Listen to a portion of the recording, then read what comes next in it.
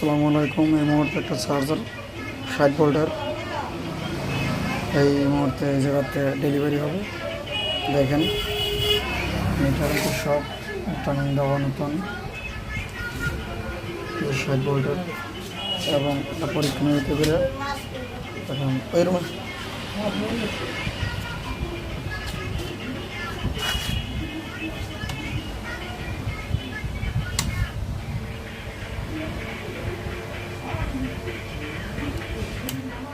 পুরো টার্নিং নতুন সব দেখতে পাইতেছেন, এটা নতুন এবং চার্জারটা হওয়া ডেলিভারি হবে। আগের ভিডিওতে যে কলটা পড়ে গেছিলো এটা হলো সেই কলে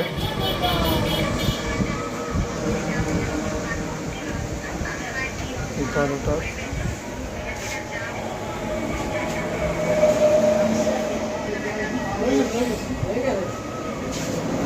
ধন্যবাদ সবাইকে।